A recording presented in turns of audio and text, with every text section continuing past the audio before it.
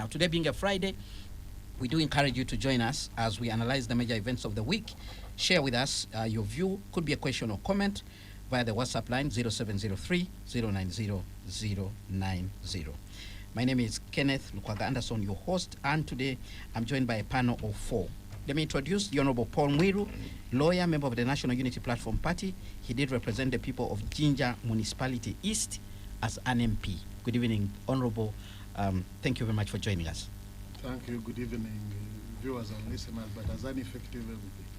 You are an effective MP. Not just MP. I don't know. I don't know what what benchmark we should use. If you use the general application, well. I didn't say that you were not effective. I said you did. I said you did serve the people of Jinja Municipality East as an MP. Thank you. Are you getting back into the game? 2026. People have requested me, Huh? and I am evaluating the request. Mm. Yes. You need to be so clear, because there could be people from Jinja who are listening to you now, Yeah. and they will say the man is neither here nor there. No. I have been approached by a number of stakeholders, Mm. and actually we're evaluating the request. Evaluating, Yes, please. as if they are pro and cons. Of course. Mm. Yeah. All right. Let me introduce Dr. James Tweheyo. Dr. James Tweheyo is a member of the NRM Central Executive Committee, where he represents workers. Dr. James Tweheyo was vocal as the man who was in charge of UNATO at that particular time, but now Even today. he's in charge of the RDCs in the Rwenzori sub-region, and some people think that these days he talks in tongues, but let's welcome Even Dr. to James them, Tweheyo. Good evening to yours, those of you who are on the Mukutu listening to us, and those who could be online. I'm happy to be here this new year, 2025. Yes. Thank you very And much. I'm still the vocal one. If for any reason you should doubt, you don't have any reason to doubt. My third panelist, the man of the people, Imam Idi Kasozi, lecturer, Islamic University in Uganda, member of the Justice Forum Party. Are you saying you are not a man of the people? Come closer to the I am a man of my family, not the people. People we interact like I'm interacting. Well, I saw some people actually rewarding you last year. Ah, and that statement was made that you are a man of the people. So I don't know why you want to run away from it. Okay, good evening, viewers and listeners. You know, Lukwago can say anything to me because he's my judge. I will just accept because I may annoy my mother, and so I judge. It is okay to say what you want, but everybody is a person of the people. It depends how you relate with them. And the reward you are talking about was for a purpose. Was for a purpose.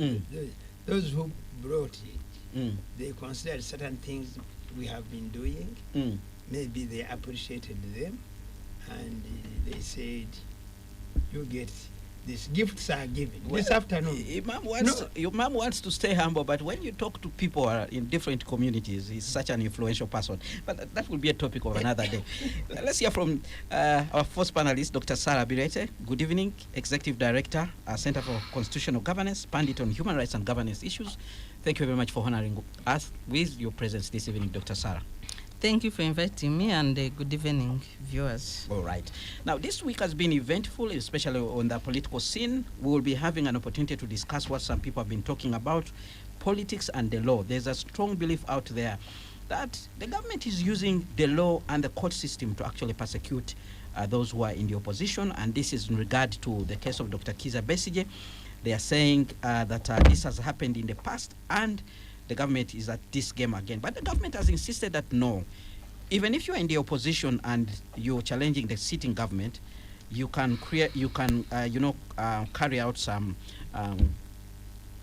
crimes and then be persecuted. So they're insisting that what is happening is legal and following the required laws. There's been a debate about the issue of electoral reforms and political landscape in our country. We know there is a group, Democratic Alliance, led by the former leader of opposition, who was also deputy president of the NUP, Matthias Impuga, who is carrying out consultations on how the next elections are being to be organized. He has already met leaders of JEMA, the Justice Forum Party, and he has held discussions with the Electoral Commission. He thinks that there's a lot that needs to be done to be able to ensure we have a free and fair election. We have also seen some activities in political parties. The NUP took a decision to replace Mpuga with a new leader, Deputy President in the Central Region, Muhammad Muhanga Chivumbi, who takes charge of this particular region where NUP enjoys a considerable number of supporters. The instructions from the party leader were that he should go and streamline relations with Uganda.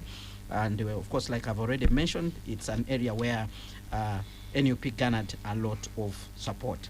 In the NRM, they are soon embarking on the validation of their voters register. Their spokesperson was on this show this week. They have about 18 million members, which some people have actually challenged and saying this is almost the total number of voters in Uganda.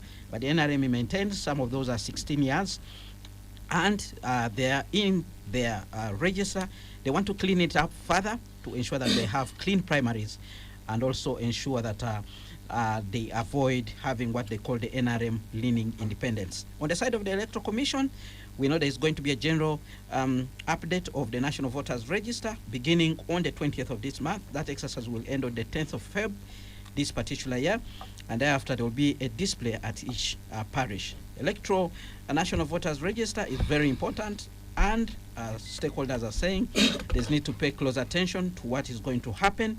We know also there has been an issue of, handling electoral areas in the local, at the local level, but we have also heard about fears of gerrymandering or creation of more polling stations, an issue that has been expressed by mainly the opposition. There are so many other issues that have happened on the governance scene, but we'll be able to broaden the discussion, taking into account what has been captured on this document so far.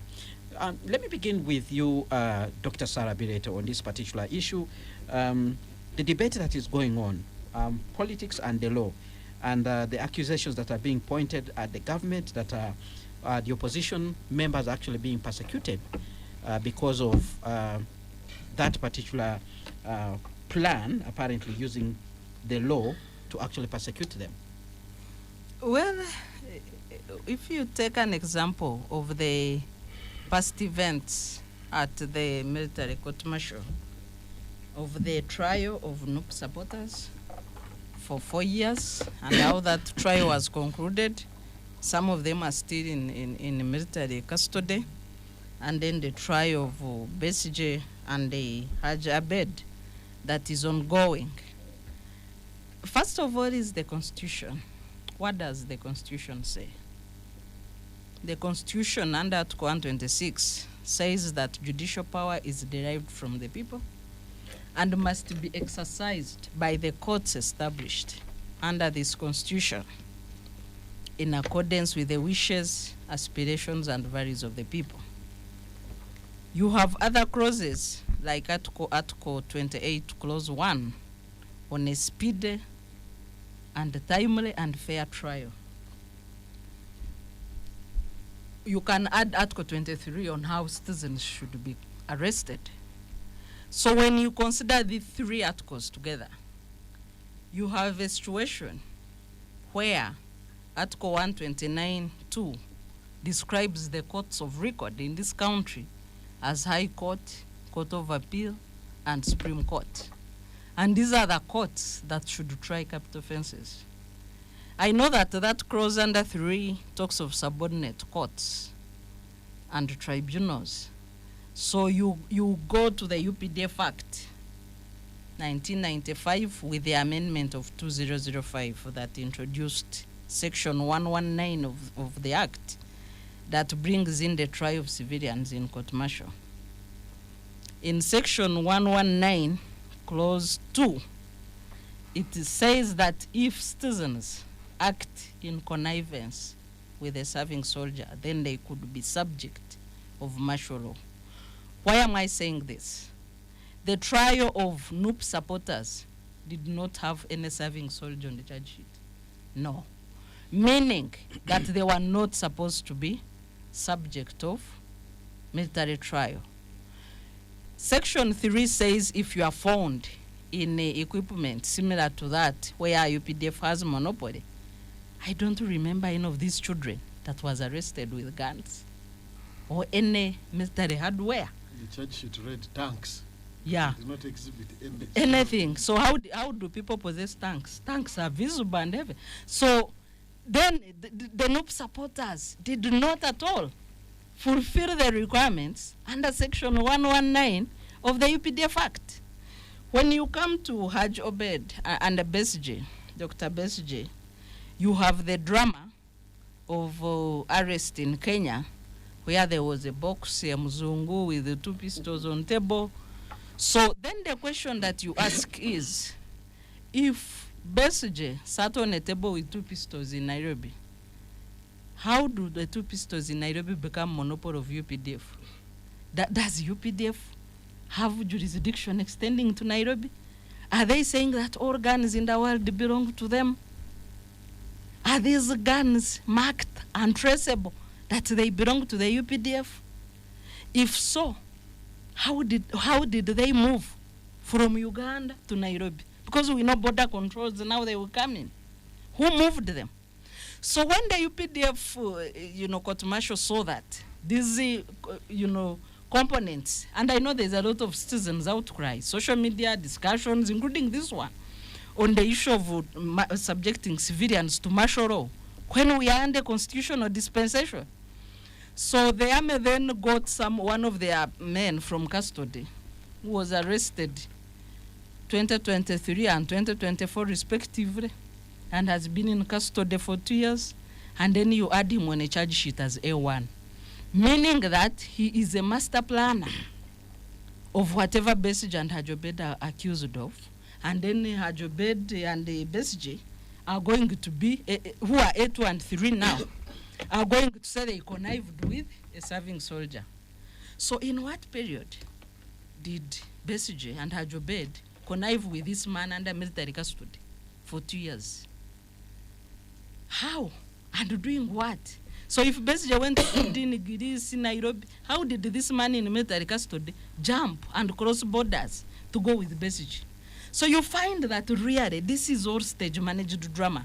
And to make matters worse, you have the Supreme Court, where the judiciary derive their power from the people and must address or dispense justice in accordance with the people's wishes and aspirations. The judiciary has ignored the people's outcry on military trials. The Constitutional Court has ruled 3 times in the cases of Kabazuguruka, Byarugaba, and Semuju, saying trial of civilians in court martial is unconstitutional. Then you have the Supreme Court that has placed an injunction on implementation of these 3 decisions while doing nothing. They have had the Kabazuguruka appeal 3 times. One court hearing an appeal 3 times with no judgment. All right. The first time, some few judges died. Second time, 1 retired. Third time, they have passed the time period given under judicial conduct of 60 days. They had the third time they had this appeal was in July. The Judicial Code of Conduct under Canon 6 gives them 60 days to issue a judgment. To conclude, Canon 10 Clause 2 further emphasizes that when there is a matter of constitutional nature, the courts must leave any other work and give priority to the constitutional interpretation matters. So they have violated Canon 6 and 10 Clause 2 of the Judicial Code of Conduct. So where does this leave the citizens? Right, Dr. Sarah, let me stay with you a little bit. You talk about the Supreme Court and how it placed an injunction following the hearing of the different cases that were brought before it. But the General Court Martial people are also saying that injunction, implies that they should continue doing what they were doing. If they say there's a temporary order, stay of execution, it implies that you can continue doing what you were doing. The status quo remains in place. That's what they are also saying. And therefore, they can go ahead with their trials until the Supreme Court gives a final verdict. They could be both right and wrong. And I will start with the wrong side. Besije and Obed were arrested more than 2 months ago. If Besije and Obed indeed were accused 2 and 3, how come they did not produce accused one at the time these two were first accused, yet accused one has been in their custody for 2 years. Well, there was an application before that court to amend the charges, and that's when they introduced Application came after production. I'm saying if these three people acted together, you already have A1 in your custody for 2 years. What you are looking to is A2 and 3. What were you waiting for? Why produce him after 3 months? Yet he's been in your custody for 2 years. That exposes the court martial.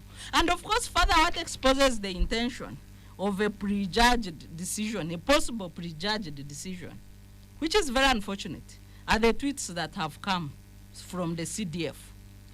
By virtue of his position as the head of the army, the CDF is a supervisor of court martial. So he tweets that he's going to behead Dr. Besigye in Ugulu on a tree of traitors, meaning that maybe, given that he is a member of the first family, maybe there was a conversation because the CDF and the commander-in-chief share the same DNA. So could there have been a conversation and a prejudged decision on what they want to do with Besigye? So you believe it is the CDF who actually tweets? Well, that tweet has a description and is a verified account. What does it mean to have a blue tick on your account? It means that you have either sent your national ID or passport to Twitter headquarters. That's the only occasion when you can have a blue tick on your account. So if this account, which has a blue tick, and in its description says this is the official handle of the CDF, what else are you suspecting?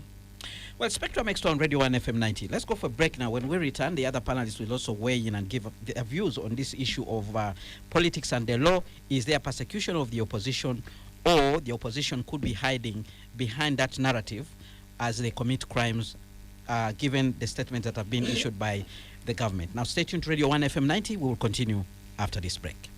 Thank you so much for staying with us on Spectrum Xtra, reviewing the major events of the week. We are looking at the political landscape in our country, a number of things that have happened. We have had an ongoing debate about persecution or no persecution of opposition leaders using politics and the law. We are seeing developments in political parties, and we're also seeing the Electoral Commission actually preparing, taking that step to prepare further for the 2026 general elections. I'm speaking to 4 panelists, including the Honorable Paul Mwiru, lawyer, member of the National Unity Platform Party, Dr. James Tweheyo, member of the NRM Central Executive Committee, Dr. Sarah Birete, Executive Director, Center for Constitutional Governance, and Imam Id Kasozi, lecturer at Islamic University in Uganda. He's also a member of the Justice Forum Party. And I want to come to you, Imam Id Kasozi. Well, what's your reading of this discussion about persecution or no persecution and the debate that it has caused during this week? Whoever has been in Uganda ever since we started the elections after 1996 can easily tell you that whenever we go into the election years, what we are calling persecution is a must occur. Because if it is not given to create fears among the population, probably people could use the vote to turn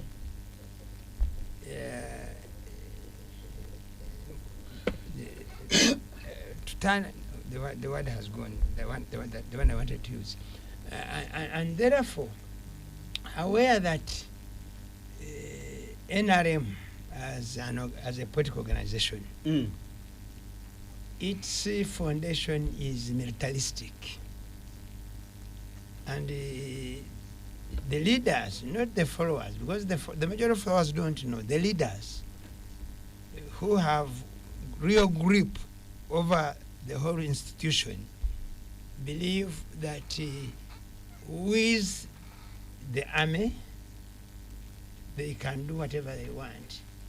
And in order to demonstrate that, they will create a scenario where the ordinary mind must be intimidated and threatened. especially when it comes to people of my age, those who were present in between 1981 and 86, or later, between 86 and that, up to the time when the road resistance army was defeated, they will tell you what transpired. When people recall, there's so many skulls in Ruero.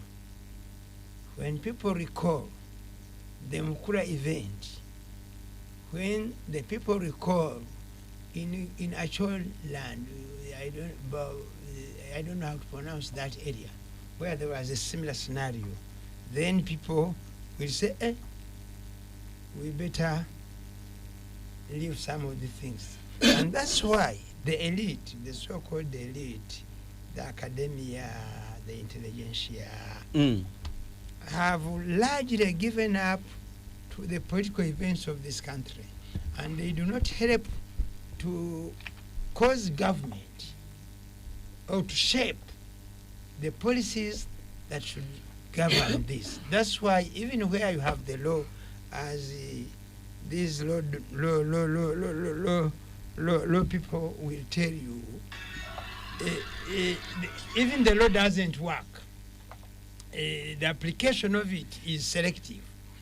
And that's why, if you ask these lawyers, they will tell you that the court martial you are talking about is not a court.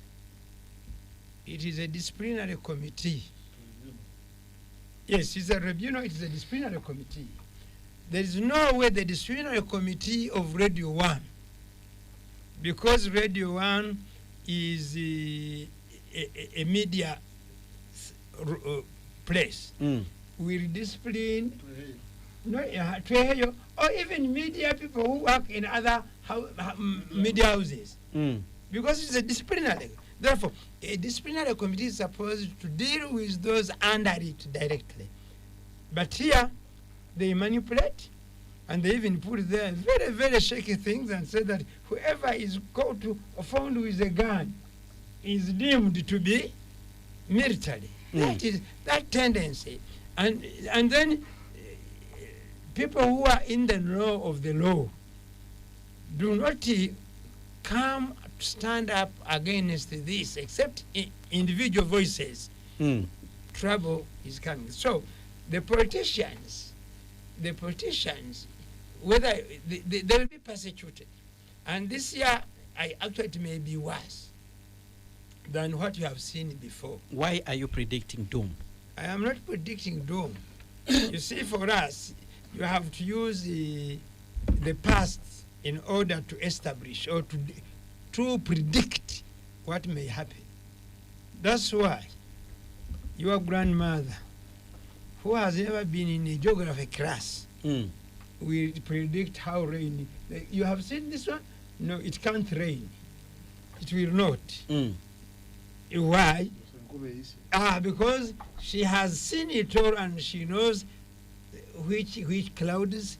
You ask her what the names of clouds in this Nimbus, whatever, she doesn't know. But so you are saying dark clouds. But she will. But for me, yes, it will happen. All right. So why? Look what you see. The elections of two times, the elections of 2006 and the elections of 2021 are two election times that threatened the status quo. And because it happened 2006, 2006, it somehow reoccurred. 2011, 2016 was a bit calm, but on 2021, it emerged. Somebody, a group of people, unexpected, they come and take a region where people had dominance. Then they say, how do we ensure that people distance themselves from this group? Let us create. So that's why you are predicting. Let us create a situation whereby we shall threaten them. And one important thing that has been occurring, As you wind up. yes, Mm. the carrot and stick. Arrest people, Mm. same accusation, decide to release some in a manner that is not convincing, retain others, and you say, these ones have accepted, these ones have what? Then those who you say have refused this, they did. You don't prosecute them faster. It all indicates that we may face a bad election time because remember, somebody still wants the presidency. All right. And he has grown old, and because of that age, he must create a situation that will intimidate the rest so that he's not overstretched. All right. Let's bring in Honorable Paul Mwiru. Your quick take on this issue, the debate about persecution using the courts and the law to actually, cause, what they call persecution against the opposition. Well, thank you, Kenneth. I think, to me, first, there is no conflict. The politics informs policy, and policy informs the law. That is what we were taught in the drafting class. That's why the politicians who don't always originate any law through a cabinet memorandum, and it would be adopted as a government policy under normal circumstances. Where though this government has been different, they've been enacting a law, then they go for a policy. But under normal circumstances, where things are fine, it is supposed to be the policy which informs the law. Then the politics would drive the actual implementation. But what actually is happening now is that actually there is state capture, and all institutions actually are not functioning. The people we have in public offices, I would say they are professional collaborators or mercenaries. So now it becomes a question of survival versus civility. Under normal circumstances, under doctrine of state formations, there are always state keepers. If I became the president today, I would have a Tuehei of some sort, the other old one, who would be there to advise me, tell me that no, education matters are not handled that way. That's how it would be. But as of today, of course, Mr. Museveni is the state. And he has a cabinet. Is the state. He has a cabinet. And I think which could be also playing a very role of advising him. I think you're contradicting yourself. One of the presidential advisors was on this already. I think it was Dr. Ezra Suruma. When you ask him, when do you advise the police? He said, even as I'm talking now, he's listening. You understand? So I wouldn't expect to come actually from you. I understand your duty. So under the doctrine of state capture. What's my duty, Honorable Paul Mwiru? I want to make sure. I want to make sure that you come out as clear. Of course, as a media house, during this season, I think you need to treat very carefully. No, but to be on record, are not imposed on you. To be on record, there is a cabinet, and the oath they take is to advise the president at all time. That's the point I was making. But that one I handled. I told you we have professional collaborators, talk mercenaries. To the extent I had one who was actually telling our party president that, you see, we have helped you twice. You understand, in the court. Why I even ran away from going into these legal jargons where my sisters able actually handled. So see, they normally say judicial power is derived from the people and must be exercised in accordance with the will and aspirations of the people. That is in the law. You understand? But now the professional collaborators have now since shifted from applying the law as is. You understand? But this is not new. For me, I want to trace it from the time. That's where colonialism also comes in. You want to take us that far? That far, and you are seeing an agent of imperialism where the colonialists left governance tools like the judiciary, parliament, the type of parliament democracy, the democracy we must have, the army, the police, so now actually they must function. So all these institutions are, for so far now of government, Mm. have made now everybody to actually know, for instance, now as you are serving in this state, you must actually serve the power that it be. For you to know that someone is a complete person, you must test the 3 parameters: knowledge, wisdom, and understanding. We have no doubt that the professional collaborators have actually that the most learned in as far as going to school in the colonial setup is actually concerned. But their actions, the way they actually implement what they know and how things are supposed to be, actually is the most questionable. For instance, my good friend Imam Kasozia talked about the tribunal. Of recent, the Supreme Court has just decided that a decision in the court of in the General Court Martial, Court of Appeal, in the General Court Martial, is not appealable to the civil court. You understand? But of course, very well knowing that, for instance, like in this case, where you see the tweets, actually other people dismiss them, they attach them either to a drinking place or to something. But for me, I can read behind and I know there is a problem.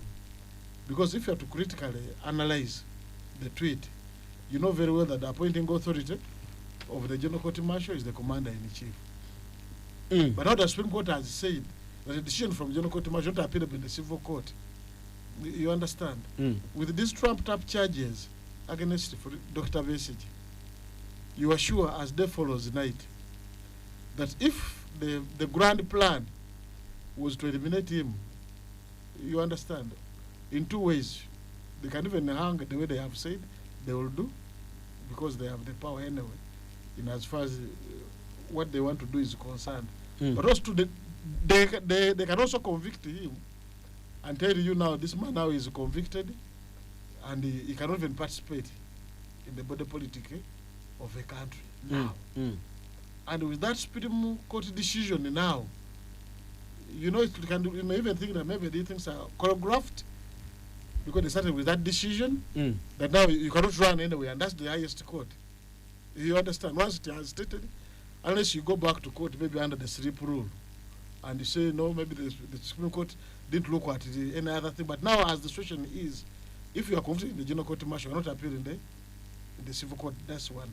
But also, too, and most important, that the appointing authority can determine the verdict in that tribunal, the way things are moving. You understand? That's why would be looking at the Chief Justice if he was exercising the judicial power as required by the law. I don't want to take that direction, because once you go there, they will actually defeat you. By now, if he was concerned about the security of a country, he would have now called the own, you see, their lordships, the justice of the Supreme Court, to determine a matter which has been there in court. And if they so did, all this confusion actually would come to an end. But now 2 things are happening. Why I was referring to the elites as diplomatical, as my good friend had referred to them, but for me I call them professional collaborators. It is because now even the Chief Justice, who actually, we made sure in the Parliament, by the way, we tried to make... To insulate him. To insulate him, make his retirement very comfortable, retires with his salary. He cannot take a decision. You understand? All right. In the interest of the country at this moment, expeditiously, the moment as the law requires. Why? Before they would actually want to have contracts at the end of their term. Now they want some secondment to the international bodies. So you realize that, to me, even referring to these provisions, you understand that the law says this. Nobody is willing to follow. All right. I'll be coming back to you, since we're still discussing this matter. But let's hear from Dr. James Tweheyo on this issue, the political landscape, and the debate on persecution and abuse of the law, legal due process against the opposition. Yeah, can someone put a disclaimer that for me, I'm not a professional collaborator.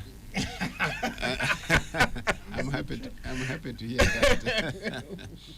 You know, these people who came before me spoke well. And Dr. Birete brought in all the dimensions of the law. It made me think, I don't know why Dr. Birete didn't become part of the legal team that is in court to argue the case for the Dr. Besige. Maybe she can go and apply to become a Possibly friend of she the should. court. Is Amicus this a curiae. setup to make me join Xtra area? No, no, not at all. You have the same DNA. Because really her presentation was very professional, Okay. very well thought of. It referred to the law, and the only challenge was that he was arguing on the side of the accused. But if he was also put the other side to be a prosecutor, I'm very sure she would argue differently. Okay. Now, the issue of having Dr. Chizabesi in court, particularly in the Army Council, in the Army Tribunal, may have two dimensions. When he is found, or is alleged to have been found with the army stores, they call them army stores, then it brings him closer to the edge of that particular court. But then the question of where it was found, what it is or what it is not, need verification. And I think this is where his lawyers, his legal team need to argue clearly, bring the evidence, bring the exhibits, examine them. Yes. That's for prosecution. Yes. No. They must demand for them and make sure that really they argue their case properly to get Dr. Chizabesi out of the prison or out of court. Well, when you follow the proceedings of the General Court Yes. Martial, Elias Lukwago, one of the lawyers, reported these issues to the Law Society yesterday, and they were saying there's no due process, there's no respect for lawyers in that court. Yes and no, but also the lawyers should respect the court. When my brother Chiza Aaron goes there and bangs tables, I hear this is now the new way the lawyers are doing their things, including our good brother Semakade. Banging the table. Incidentally, I lived with Semakade when I was at the teacher's house. I hosted him for about 3 years. Yes. So Thank you for that. Actually, he produced a very good person. that time he was not banging tables, but Legal he was brain arguing trust. his cases. So it is important really that we look at this case on the merit of it and give a chance to the due process of the law and give a chance to the legal brains to go in that court and argue their cases. And I want to believe that genuinely, if Dr. Chizabesi, as presumed innocent, remains innocent, he will come out a victor. But if he has some issues, then those issues will equally be handled in this court. Where, in Kenya or here? Whether in Kenya, whether here, but the issues that are presented in court should be examined by the legal brains and come out with what is right and what is correct and legally correct and right for Dr. Chizabesi. So for you, you are insisting there's no persecution? Because your colleagues on this table seem to suggest that... Anybody who is arguing for Colonel Dr. Chizabesi would argue that way. And humanly, once you argue to make sure that you get the sympathy, you will get that. I personally sympathize with Besige. By the way, he's my neighbor, if anybody didn't know, and my even clansman. But I don't encourage somebody to do what is wrong, even when he's a brother. If he is wrong, in our place they say, if your brother is wrong, you judge him wrong and pay the damage for him. So the charge sheet was saying that So- he is meeting other people. So in the charge prison. sheet, You must be one of the those. charge sheet is there, Neighbor. presented by the prosecutors. But the lawyers, he has an opportunity to have his legal team to rubbish all those things and get him out of this quadrum of the law. The legal team is not free in that place They are you not call court. meeting their client, even in Ruzira. Well, those are other issues which we need to look at, and we should look at the rights of everybody, including Colonel Dr. Chizabesi. He has a right to get his lawyers. If it is not done, I can comfortably say here it is wrong. It is not right whatsoever. Because in this country, which is under the constitutional rule of law, everybody, including Colonel Dr. Chiza Besigye, who in my view is not the worst criminal, by the way, should be given an opportunity to meet his lawyers. If he needs doctors, should be given an opportunity to that effect, should be given an opportunity to access his family, and that is what the rule of law demands. So where it is not done, I will say without fear or favor that it is not right, it is not proper. But where it is done, let it be done genuinely to give the credibility, by the way, to give the credibility to this court. Because if the court does what is in the first case unexpected of it by the likes of my sister Virete and others, then it will be to them a surprise, and they will say, oh, I don't know what would happen if the court subsequently said accordingly, we have looked at the merits of this case and everything else, and we have dismissed it. I don't know whether somebody would say this court has done wrong or done right. So let's give court the opportunity to take its decision, and we look at the decision on its merit and say no. There's a feeling, as expressed by Dr. Sarah Birete, that the commander-in-chief can actually direct this court on what to do. And they actually say it has happened before. For instance, they tell you that he ordered that the NUP supporters should be released. And they were released. But that is under the prerogative of mercy. The commander-in-chief can express his opinion. But that is not to say that on a matter that is in court. That even if he expresses his opinion, it doesn't mean that court should default on its duty and go against its terms and conditions of service and regulations because somebody somewhere who is the commander-in-chief has expressed an opinion. I think that's not right. However, in this particular case, my sister referred to the General Muhoozi, who is the CDF. Making tweets about the case and saying about the case and probably in showing my us view, the outcome already. In my view, that is a wrong thing to do By the CDF. By a sitting CDF. By the time you leave here, the driver will have gone with the car. I have no problem with that. That doesn't stop me from saying what is right. Because I've said, why do you think it's wrong? This is my personal feeling. There's freedom of expression. There is freedom of expression. He has that duty because sometimes there are things that dictate what you say, what you do, and what you cannot do. We have Imam Kasozi here. Imam is an imam. He cannot sit here and you say, let me put a bottle of beer before Imam, even if he was not going to drink it. Generally, he would say no. Generally, he would say no. This is not right. Why are you talking about beer when we're talking about the tweets of the general? No. Let's speak the truth. I want to be factual and realistic. I live in this country. I love my country. I love my people. I love my leaders.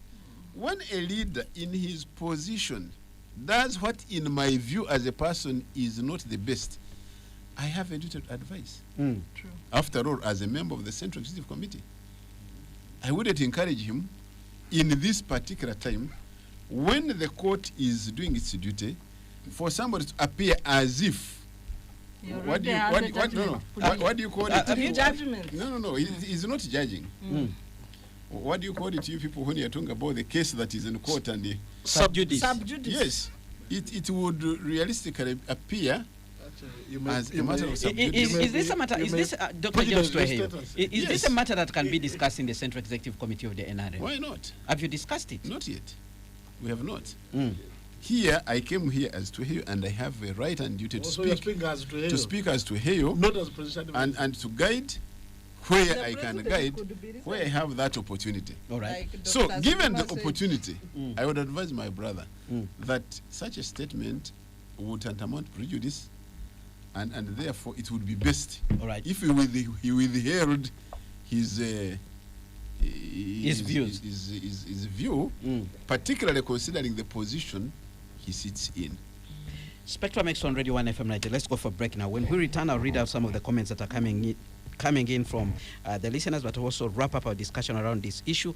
The General has made a number of tweets on several issues, and it's a debate that is going on. Some people are wondering why he cannot be called to order by the Commander-in-Chief and whether he's at liberty to do what he's actually doing. Some of them have touched on foreign policy, etc., and a number of other issues. We should be able to discuss that matter in detail when we return from this break.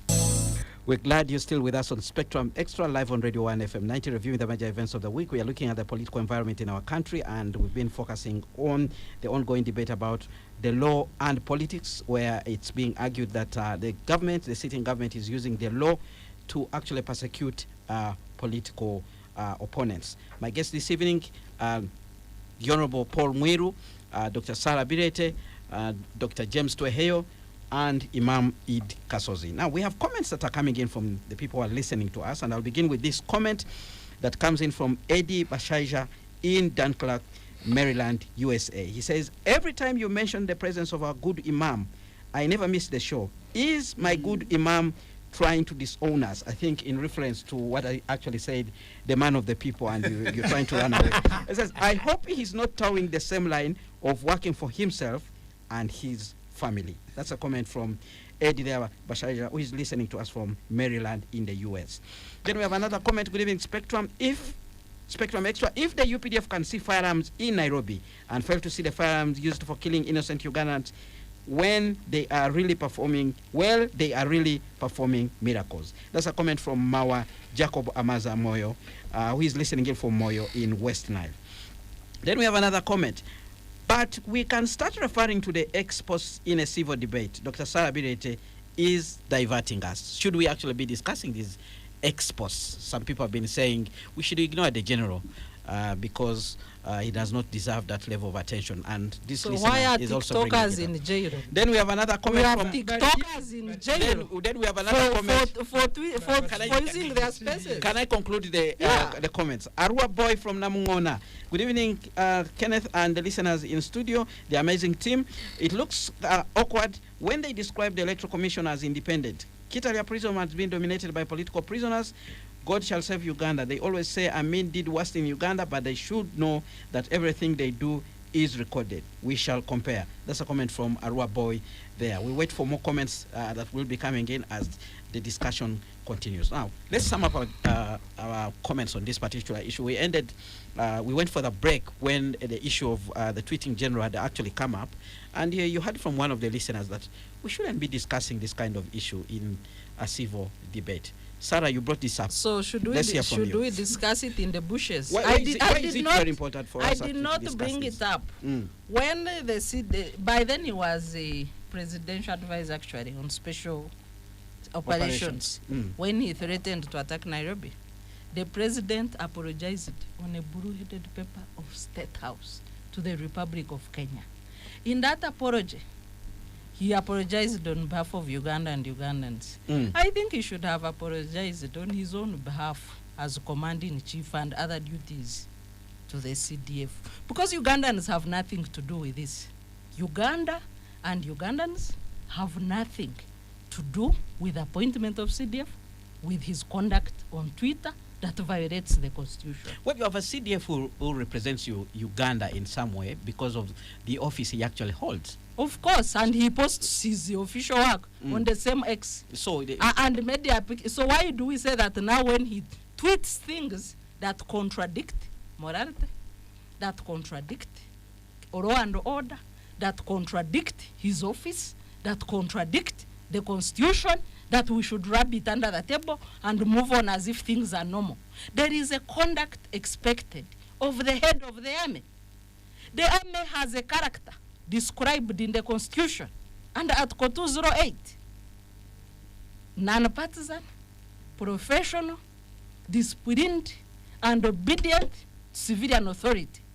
Does the CDF fulfill this character required of UPDF?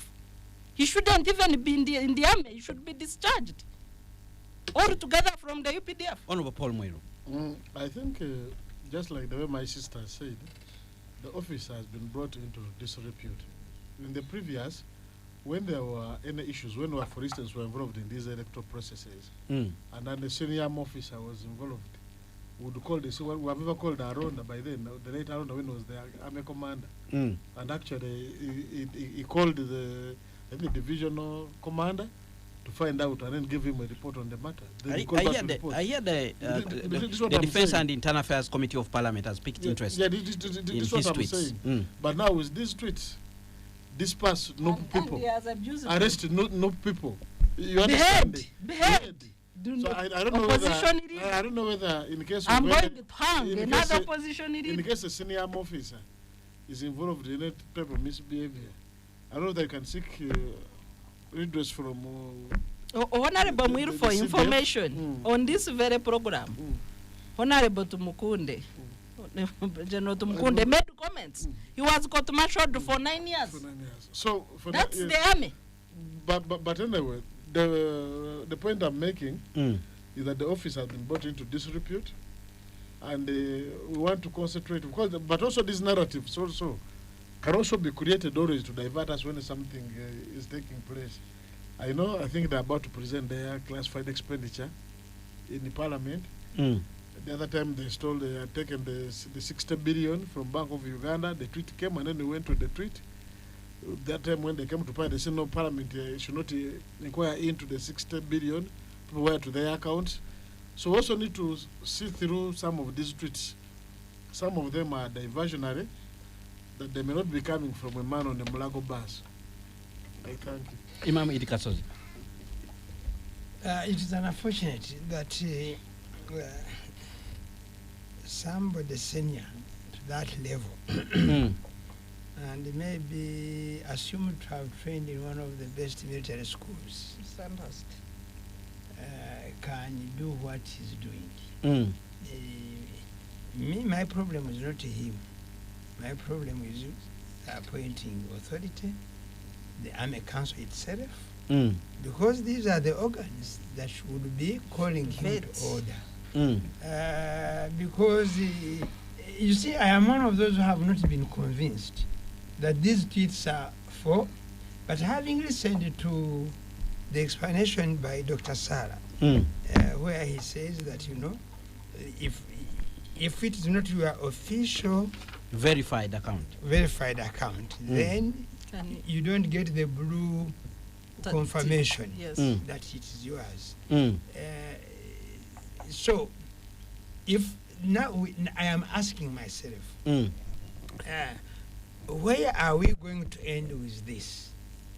President Museveni is being challenged.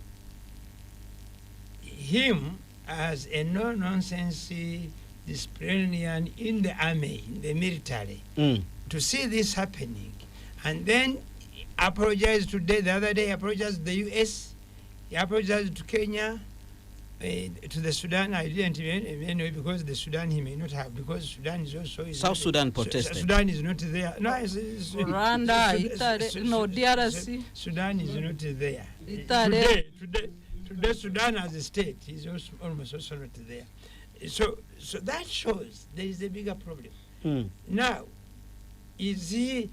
don't you think people who are concerned, we are going to say President Museveni is just, has forgotten that Muhoozi is a CDF, he's just looking at him as a son, and therefore, what can I do with my son? In African tradition, where Museveni has demonstrated that he's a good parent, okay, he could even have invoked that one to discipline the son. Therefore, I am wondering where we are going to end this. Because I have just seen the current one over the parliament and the money he's asking that if it's not going, he's going to the ABCD. Where are we going to end? I think General Muhoozi, the unfortunate part is that because of where we live and the times we live in, some people are afraid of saying this. That's why I think I want to applaud to Eheyo for remaining to his real values. That despite the fact I'm close, when something is wrong and is being done wrongly, we must come up. So you cannot today tell me that you are going to hung Besigye on the Liberation Day. Heroes Day. Heroes Day. That means 9th of June. Yeah. And then you say that if I cannot go to the parliamentary committee, and I will call them to my office, and whoever even says, I will arrest. just cough, I will arrest. That one is embarrassing enough. So I am calling upon His Excellency President Museveni, as the president of this country, and as a good parent, to use both offices of being a father to Muhoozi and being the CD, the commanding chief, to call him to order. Otherwise, we are embarrassed. All right. Dr. James Toheyo. Now, I wouldn't want us to be diverted from our major discussion to go and discuss the General Muhoozi. General Muhoozi is a CDF true, and as a person, as Muhoozi Kainerugaba is entitled to his opinions, although, as I earlier said, when you associate some of the tweets with the CDF or with the UPDF, then the institution of the army has its own structures which can filter through these, have a discussion, advise, and take action. So I wouldn't want us to be diverted to that. If anything, the army as an institution has its spokesperson, General Koraije. The government in itself has its spokesperson, who is the Minister for Information and National Guidance, supported by the OOs and the rest of the team. So in some cases, we tend to digress and go into issues. And so the army has its own systems which filters through this. If there is any conduct that is not befitting the army institutions will look into that, have a discussion, take action, or guide the commander-in-chief to take action. Are you changing your earlier statement? Which statement have I changed? But I have said. but Is there I- anything wrong? Listen, I have said, and I will say it again, that some of the tweets attributed to the general, when they are put in the social context of the country, a democratic country like this, he cannot prejudge and say, we have already finished the case, which is still running in court. That is actually neutralizing the importance of the army court-martial. There's no Because it importance, is being- actually. What he's saying is correct. No, it is there. There's no If importance. that was not the case, then it wouldn't be there anyway. So I'm saying, once you put some of this in context, it becomes prejudicial and it is not right, especially when they are attributed to the CDF of the army that is having one of its arms as a court-martial that is dispensing justice. And personally, I have the trust in the court-martial and the systems, and at the end of the day, they will come out with a verdict and put what is right or what is wrong to its particular context. All right. Now, let's move on, and I'll come to you, Honorable Paul Mwiru. We've seen some development in political parties, and we begin with this in the National Unity Platform where you belong. Finally, a decision was taken to fill the positions that were vacant following the death of your deputy president in Western Uganda, which occurred in September last year. Following disagreements with the Honorable Mpuga, who has been your deputy president in the central region, and a number of gaps that were existing in your structure as the political party. The new deputy president of the NUP in Buganda region is Muhammad Muwanga Kivumbi, who represents the people of Butambala County in Parliament. He's also the chairman of the Buganda Parliamentary Caucus. What do you make of these changes? What exactly do they mean for this political party, especially in Buganda here, where you performed highly in the last elections? Well, first I want to congratulate whoever was appointed, and my uncle, Honorable Muwanga Kivumbi, upon that assignment. And also the party for having actually filled the leadership positions which were vacant. To me, the instructions were very clear by the appointing authority, Honorable Muwanga Kivumbi, that with an enhanced responsibility now, he has a duty to know our support base, which is actually Buganda one of the support bases, which is Uganda, to know that actually it must reach out to all the stakeholders and ensure that all people from within the nation state of Uganda support the National Unity Platform as a vehicle for liberation and taking back our country. Because for me, I take it, I somehow stretch it and look at the formation of Uganda as a country. It was formed on 15 nation states, of which Uganda was actually one of them.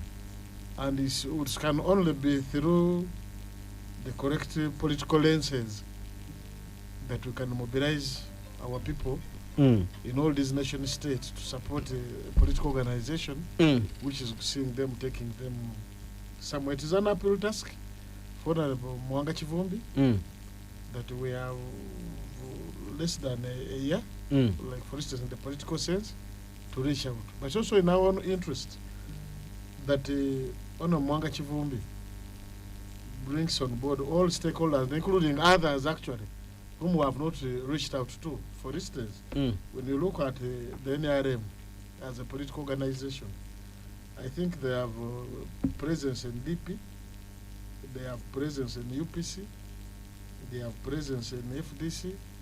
You understand? And of late, they have been having an invisible hand on our side as a National Unity Platform. So have you chopped off that hand? When you said they have been having, they have been having an invisible hand, and what we are saying that Honorable Mwanga Chivumbi is coming into office very well knowing that it is going to be his responsibility to ensure that we chop off the invisible hand and reach out to all players. I listened to Honorable Chagulanyi giving instructions to Honorable Mwanga Chivumbi. The one equivocal. He actually said, mend the relations between NUP and Buganda, the establishment, Bulange Mengo. What went wrong? No, actually, there's an impression which had been created by, of course, social media has no editor. Once they post anything, it can be believed to be true or not true. A narrative had been created by our colleagues in the NRM to create an impression as if the National Unity Platform was at war with the main establishment, which is not true. You understand? And it had been on for some time. Of course, we have no control of whoever is tweeting it, because even as we are here in the studio, I'm seeing colleagues are tweeting. You understand? Like the way the journal has been tweeting. That's what my brother Trey was saying. That now we must draw distinction between the office, the person, the mood. You understand? That's what I was saying. That it would be very, very challenging to the political organization. You understand? That's why it took us time to evaluate, analyze, and say now what must we do, until we came to a conclusion that actually there is a narrative which had been created by our opponents to make it look that actually our good relationship with Mengo was somehow affected, whereas not.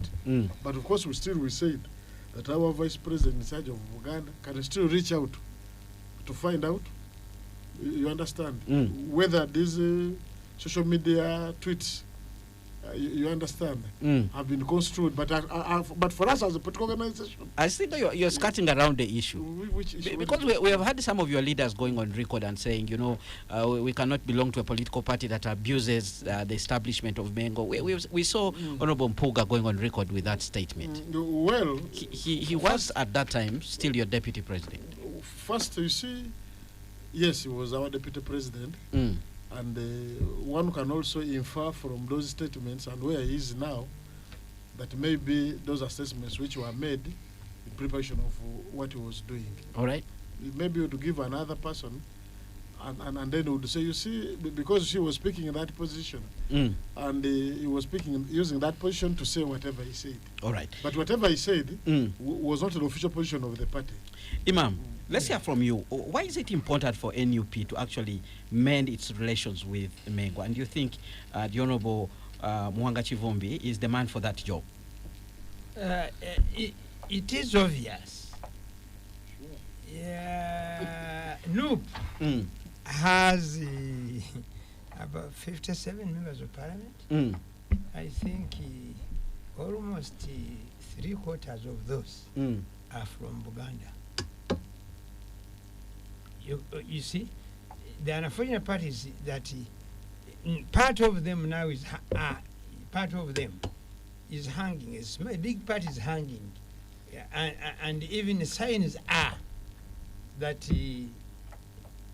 they are already preparing people to stand against them because of what is going on. Any normal person would go to say, I have had a problem in my family with my other relatives. Do I just go and say, since I have other friends, let me forget my family, my relatives, or I go for my family? So do you Why? do you go to the people or you go to the kingdom, the seat of the kingdom? Both. Why? Mm. Because all right-minded people, if you distance yourself from your family, they cannot be your friends truly. Because they will always say, you see, he cannot even talk to his brother. What about us? And then they look at what were the reasons that are causing this one. Number two, you remember during the time when the Kabaka went for resting, resting because of the situation he was in, there are a lot of words that came trending. And number two, Uganda as an institution cherishes some values, and some of these values are being undermined or violated or abused. To an ordinary Muganda, it means a lot. That's why, and we know we have some parts of Uganda who are very, very conservative. They only look at you and say, this one is denying A, B, C, D, therefore it's not. But the unfortunate part, is how will it really? I think NOP should have found the means of amending fences. Amending what? Mending fences. Fences with Impuga, because look at Impuga, and this is, if you look, and many people are denying this. Is this the one you are calling that is cultured? And then they are calling him all sorts of abusive names. But Impuga, before he came to politics, actually he was in Mengo establishment as a minister for a long time. For a long time. From university to Mengo establishment. And a couple of them were released. You can now go to central government politics. But they remained part and parcel of the Buganda establishment. So when you attack Mpuga, you partly attacking Buganda establishment. Is that what you're saying? If I have commissioned my people to go and do some work, and you attack them, you are attacking me. I always tell people at my mosque when I am, if you come at the mosque, and you abuse any worker there, you have abused me who deployed him. If you are not comfortable with him, you should come and tell me that your worker is this. But abusing him, trying to stop him to do his duty, you are abusing me directly. So I don't want to beat about the bush. I am very certain. I know the standing of Uganda, of Mpuga, and remember, who is in charge at Mengo? It's the Katikiro. And then remember, even in the process, all people associated, those who have some sympathetic voices to Mpuga, are being threatened, told many things, the Sogona, the like. So the moment you do that, then you have a problem. So it is important for maybe Mwanga Chivumbi to take on that responsibility. However, the biggest challenge he has is that Mwanga is the head of the Ugandan caucus. And the Ugandan caucus of the time has not performed to its expectations. And again, the accusation is to him as an individual. Yes, now actually they have put him in a very hot soup. I pray, because you know he's my judge like you. You are my judge from my mother's side. Mwanga Chivumbi is my judge from my father's side, because he's from Mwange clan and they are the mothers of my father. So I pray for him that they understand him. Otherwise, he may also end up in the same scenario. All right. Why? Leaders of this country, the majority of what we are discussing previously, many of us leaders, we have accepted to be led by the followers. All right. Spectrum X on Radio 1 FM 90. Let's go for break now. When we return, Honorable Dr. James Tweheyo will weigh in, and also we shall hear the views of Dr. Sarah Birete, as we also shift our gears to look at the other subtopic of our discussion. Inside the NRM with their National Voters Register, will they clean it up? Will they avoid chaos and confusion during their primaries? Stay tuned to Radio 1 FM 90. Spectrum Extra continues after this. Thank you so much for staying with us on Spectrum Extra, live on Radio 1 FM 90, reviewing the major events of the week. The panel, Honorable Paul Mwiru, lawyer, member of the National Unity Platform Party, former Jinja Municipality East MP, Dr. James Tweheyo, member of the NRM Central Executive Committee, where he represents workers, Dr. Sarah Birete, Executive Director, Center for Constitutional Governance, Pandit on Human Rights and Governance Issues, Imam Id Kasozi, lecturer, Islamic University in Uganda, IUIU, member of the Justice Forum Party, and me, I'm your host, Kenneth Lukwago Anderson. You are forgetting my biggest title. Farmer. Yes. That's my biggest fight. That's what gives me what. He used to bring us some pineapples. I don't know what happened. This season. Yes. Maybe it's a bad season. Fantastic. Dr. Tweheyo, you yes, must be celebrating when you hear that NUP is having issues in Uganda. It is not a celebration because every other party has its own issues, including mine. For the first time, I have seen my brother Mwiru shying away from some facts.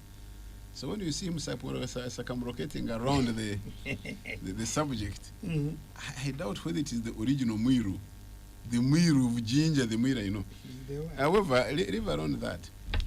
You know, NUP as a party has the good, has the bad, has also the ugly. Buganda as a kingdom has its own norms, has its values, has its tradition. And therefore, in some cases, yes, in some cases, it has really. In some cases, some of our brothers in NUP have lost their sanity and acted contrary to these values, irregardless of the fact that they are the daughters and sons of Uganda. And we must not shy away from doing that. Quite often there is a lot of thuggery, there is a lot of insanity, there is a terrible abusing, and of course they deny them because they say, that one is, and I'm happy that in many other cases they have tried as good as well as they can to prevail over those who go overboard. But of course, when you release a rabid dog, sometimes it may turn and instead bite you. So this is, I think, the situation that is causing some bit of acrimony between the NUP as a party and the NUP people and leadership against Buganda. Buganda has never encouraged abusing people. Buganda has never encouraged beating people. I don't think Buganda as a kingdom would encourage what happened when we were sending off our brother Segirinya. I don't think they would encourage that. In all cases, by the way, even if it was not a party issue, such conduct should have been condemned by the party itself. But I haven't even heard any of these leaders saying, no, I think some of our people acted contrary to the values and norms of humanity and values and norms of Uganda as a kingdom, and I would doubt whether Uganda would say, oh, thank you, our sons, you did a great job in this form. So that is part of the acrimony that prevails between Buganda and NUP. Leadership, NUP people as a party.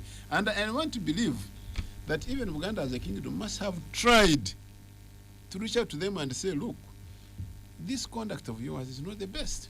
And therefore, in my view, as a person, regardless of the fact that I'm not part of the new party, although I have friends there, I know them. My sister Chumuga Shojore used to be my very, very good friend. I even taught the children. So such conduct should not be tolerated in any party anyway. Whether it is my own party, whether it is NUP, whether it is FDC or any other party, there should be that element of sensible conduct of human beings, regard of the values, regard of traditions, regard of the accepted norms for the party to prevail. And in this case, Honorable Mpuga Matthias has become a little bit symbolic and attracted sympathy because of the way he has tried to conduct himself, regardless of his own failures and challenges within the party. I'm afraid my brother Mwanga Chivumbi is going to sit on the hot seat, and let's pray for him that he does what he does best.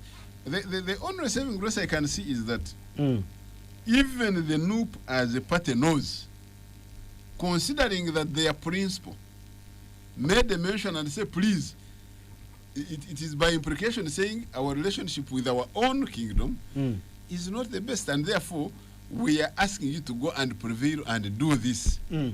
Otherwise, why should he have said that even at the time? Why shouldn't he have invited them and said, now we have appointed you, our intention is this, please go and do it. How come that he had even to go public and say, if you have a our things are bad? No, so you our go. president is the chief consumer of intelligence. Yes. And he has been And some of these so- issues, some No, of these but- issues, so some of the it- things it have been in was the human. public So that domain. means that intelligence is right. The relationship is not good.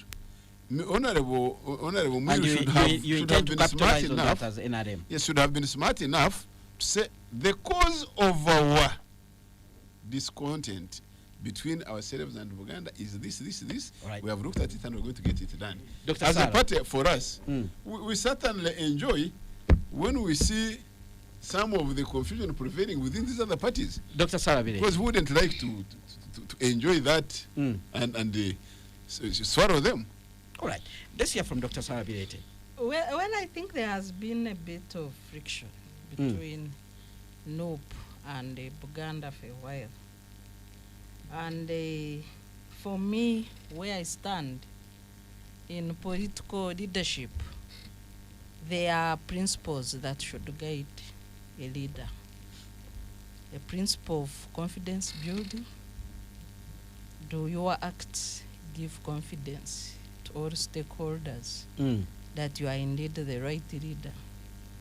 The principle of consensus. Do you build consensus across board, within and outside the party? A principle of unity and magnanimity. What issues should a leader ignore? Should a leader handle differently, maybe in confidence or otherwise, in order to foster unity? Then rationality. Are you rational in your conduct? And then we can add the general principles of the standard conduct of a reasonable man. So largely across board, these characteristics are lacking in our leaders, including NRM, because you can refer to the trial of Besige. Are people being rational? Are being reasonable? Are they being mindful of unity in the country?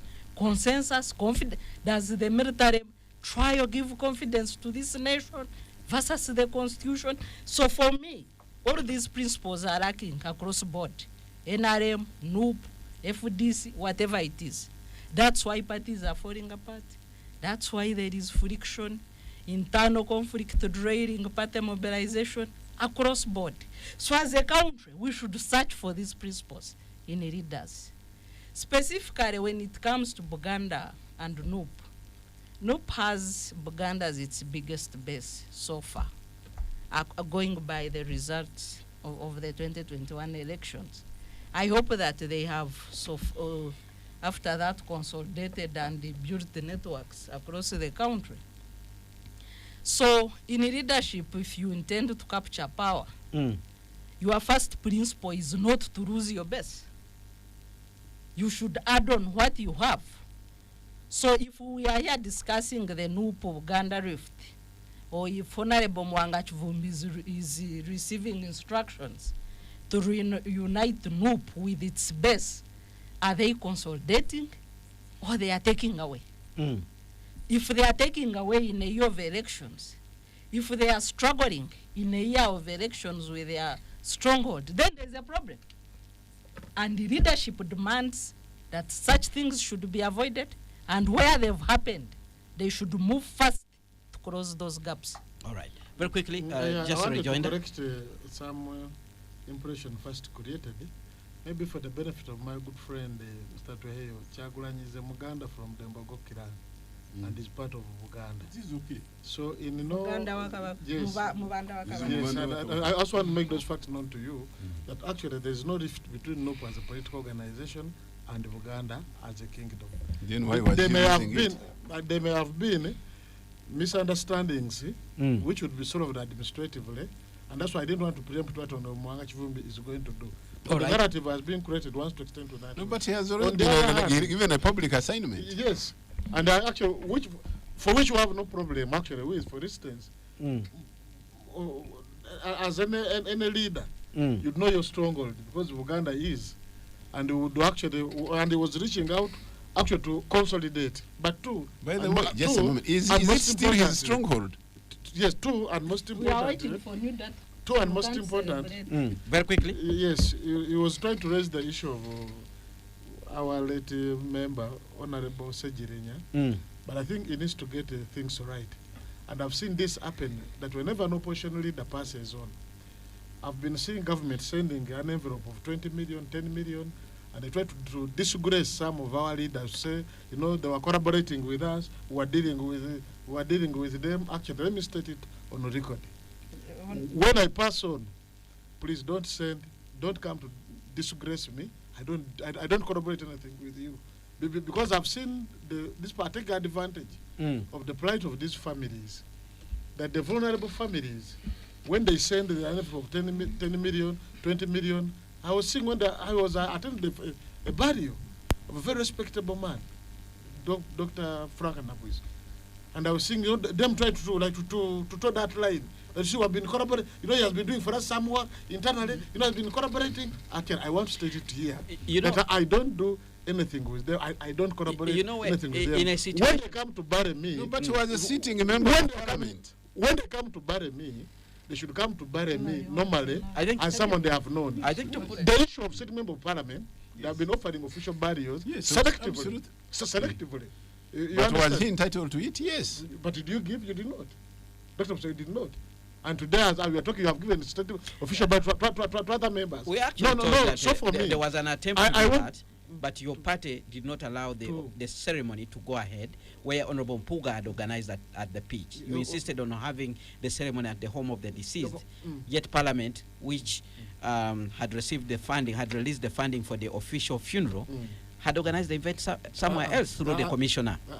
Actually, for information, he will tell us official burials organized by you.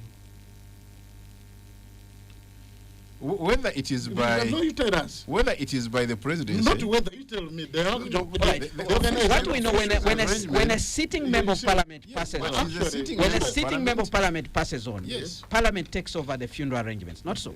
Actually, it is by law. In consultation That with the the family. Parliament as an Retirement official. and benefits Yes, act. it requires. It is by Yeah. law that he must have an official. Official by And parliament. on record, we are Yes, told the yes, Parliament, yes, yes, Parliament- yes, yes. and on record, we are told the Yes. Parliament had organized through Commissioner Matthias Mpuga, but your party did not allow the body to go to the venue where the Well, you event see, had been Let organized. me tell you, there's nothing to score out of this situation. For instance, when Honorable Sejirinya passed on, you understand, the first thing everybody knew, there was an official body. We moved on very well. You have been seeing how they've been organizing these functions. You had even a funeral committee Yes. headed by Mwanga Chivumbi. Yes. Mhm. And Mwanga Chivumbi was there. You see, apparently, on this show, the way we are debating, you see, if a family has lost someone, Like, I would not wish to divulge some of the information actually even on the floor. Okay. I think we should let the family mourn. That's why I wanted to suggest but that. what I wanted to come out very clearly, like at least for me, when I pass on, there is nothing I'm corroborating with any against my party. We wish you. We wish you. So if a healthy and long life. If my brother Mr. Tway wants to come and attend my burial, please come. But don't come to disgrace by bringing some small money. Then you make it look like someone who has been a collaborator. You should please. The word is people say. Let's move on. Sometimes let's move on. And disorient Dr. Tweheyo, others. let's move on. And on this, I'll begin with you, Dr. Sarah Bilete. The issue of the NRM voter membership register. They are planning to clean up. According to the statistics they have about 18 million members, and they are planning to ensure that they do not have chaos, and also the challenge of NRM leaning, candidates at the time when they nominate their flag bearers. Well, the NRM has announced that in their first exercise to digitalize their party register, they have 15 point something, 0.5? 18. 18.6. I saw the statistics here 18 on Tuesday. 18.3 million voters. Yes. This is the same number of voters, or almost the same as we had in 2021 elections. So one wonders. Out of those 18 point something members, they actually said they also registered those who were 16 years, targeting that by the time we reach the 2026 general election, they will have become 18 and therefore vote for them. That's the exercise, the excuse they are giving. So there could be three possibilities that could have led to that. One is what you are explaining. You're registering children. Because Article 61, one of the Constitution is very clear that for anyone to be on a register, they should be 18 and above. That's on the national voters register. Yes, you see party constitutions must be aligned to the Constitution. The national Constitution is the supreme law of the land. Okay. So when the Constitution says for anyone to be on the national register, party constitutions are supposed to be aligned to the national Constitution. So that means that the NRM Constitution is not aligned. If indeed it allows them to register children and announce them as voters, it contradicts the Constitution. The second possibility that could lead to such numbers is a situation that I have witnessed. The analog yellow book that existed in my village, my name has been in that book, even when I've never joined any party or NRM for that matter. So just wait, and I'm explaining how that happens. So in my village, the people who are doing the yellow book would sit and register anybody they know as a member of their party. The other scenario that happens that I'm also fully aware of is that people, out of fear of possible intimidation, torture, or discrimination for national programs like Myoga and PDM, they put their name in the yellow book for cover, for security cover. I am also aware that if you are processing documents, for example, you are registering a business at sub-county or at district level, the cows, the securities disturb you if you are not a member of NRM. And opposition people are disturbed. Some of them cannot even register small businesses. So people in the villages are aware of this dilemma in the country. And as a security cover, they go and pick NRM cards, put their names in the yellow book so that nobody can look for them to kidnap or torture or even stop them from participating in national programs like PDM and Myoga. We have seen Myoga offices occupying the same offices as NRM, including here in Kawempe. So that is what people are safeguarding against. All right. It's not that they support or belong to NRM, some of them. All right. Very so quickly. this is what has produced these numbers. All right. But also I think it's fair to mention that according to the National Census Report, I received my hard copy today, we shall have an estimate of about 22.5 million voters in the next election. 22.5 eligible Ugandans. to vote. Eh. Yeah, so it's not the 18 that we had in the previous register. All right. Honorable Paul Mwilu, your quick take on this issue of the NRM register. Well, I think Maybe you should also tell us whether NUP also has a register. Or whether NUP is in the yellow book. well, you see from, as my sister has said, there have been a number of government programs. PDM, and it has been a requirement in some instances that actually produce the NRM card. Yeah. So inadvertently for people to register under NRM register, to me, it will not surprise me. That's why the actual meaning is all demonstrated during the elections. I remember one time when there was the by-election where Honorable Birekerao actually participated. Honorable Antuma Sambu got over 32,000 votes in NRM primaries. But when it came to the normal voting, he got less than 15,000. That was speaking volumes about whatever actually had happened. Other people So participate. for me, this does not. I don't take it very serious. All right. Because but of course, I know I would encourage our people who have registered to vote for us weak candidates. All right. Very quickly, Dr. James Tweheyo. Yeah, our register, our register, it is true, has 18.3 entries. We are in the process of digitizing it and cleaning it. Of those entries, about 1.7 are supporters of NRM who are not yet voters. Children. Yes, certainly they are 16 plus. They are not yet voters. They are supporters, but not voters. 1.7. Yes, about 1.7 million. Would they vote in your primaries? No. They They are will on the only register. vote when they are of age. Because if you were to build a party, you must look back and see who are these who are potential members, who are potential voters and willing and ready to join in. So these are there, and therefore the actual voting age people are about 16.6. However, even of the 16.6 people, there are some double entries. We have not cleaned up those who died, and therefore, personally, I expect this number to be reviewed downwards to come to the actual figure that we expect. That is why we are going to digitize it. When you digitize it, if there are double entries, they are clearly corrected. Because you may find a Tweheyo in this register, you may find a Tweheyo who is registered here, same national ID, same age, same telephone contact, registered 2 times. So this is what we are trying to eliminate to get the actual register, and we have the cut-off time. Our cut-off time for this register will be by the 20th of next month. We shall have a clear and clean register, digitized, where you can even check on your phone and see, am I there?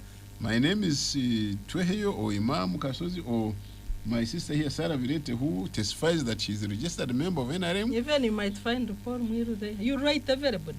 No. We write those who are willing and ready to come in. No. So We have a comment. That one we shall get it sorted and get our register clean. We shall get it properly digitized. Anybody, anywhere, will check using his phone and find out whether he's a registered member or not. Registered member. Sarah is right. I did this work when I was in Arua. People were registering for those reasons. That's one listener who actually Thank supports you. the position which was given to Yeah. Sarah. Which is fine. So If is they it feel- possible your if they feel register that is our inflated? No, it is not inflated. It has the actual number of people. But if somebody feels this is the party that will protect me, I mean, people are yes, NRM at heart. if they think that NRM is the party that will protect them, then I am so excited about it. Actually, what And they would be feel glad- is different.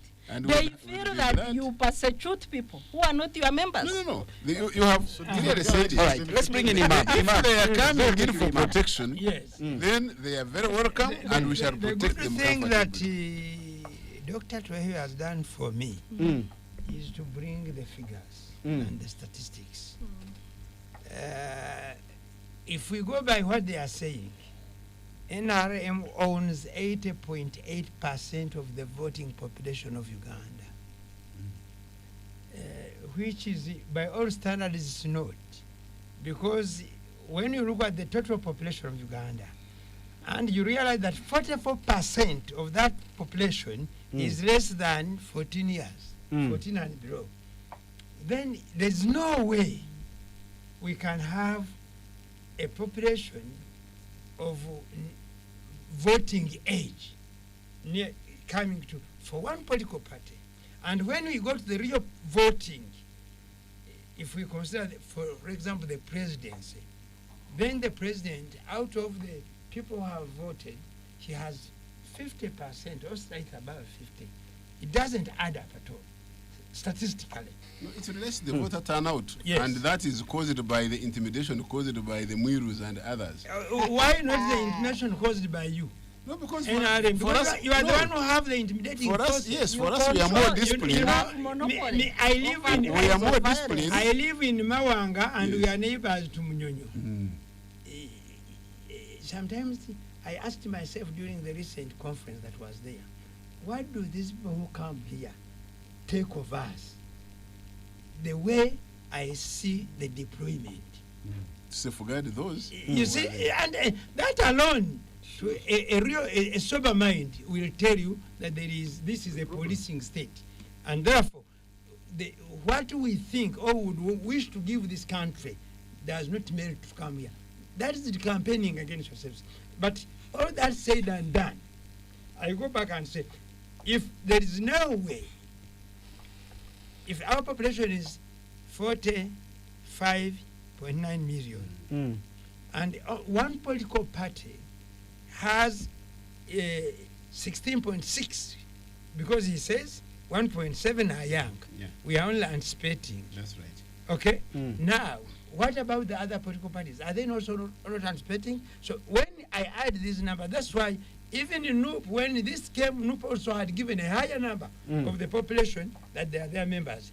We did not hear from the other political organizations. So the whole figures that we have do not actually, it is only preparing to cheat elections. That's why you give us these figures.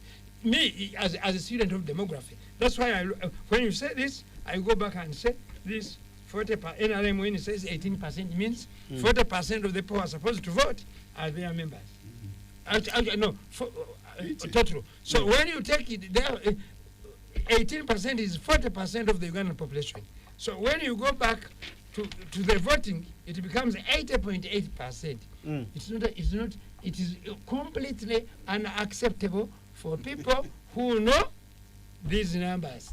I appeal to Uganda National Bureau of Standards to help this country, statistics, to help this country by giving us the actual proper detailed population, so that even those preparing for elections know where to. Otherwise, if we go by this, even the There's planning... there's an update of the even- National Voters even- Register even- coming up by the Electoral Commission. Yeah. No, and the National Voters has its own problems. Even ours is Because being largely, if I sometimes go to where these things are being done, and to see, even when NRM was registering, I went to see, because you know the polling station in my village So is you at were my part of mosque. the NRM. No, right. it's at my mosque, and whatever takes place, I I'm have to know. afraid time is not on our So side. you We have to have bring been this registered discussion We to to have an a end. bigger problem. Let me thank you, dear panelists, for making time to actually be here to dissect these issues. Some of these issues might continue manifesting next week, and we might have an opportunity to also have a say about them next Friday. Let me thank you, dear listeners, for tuning in, but also contributing to this discussion. Up next, we'll have the news from the BBC. Thereafter, we'll continue with our quality programming.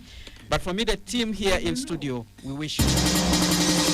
Spectrum Extra on Radio 1 FM 90. An extra hour of analysis and discussion of the topical issues of the week. Brought to you by Housing Finance Bank, a financial institution regulated by Bank of Uganda. Housing Finance Bank, we make it easy.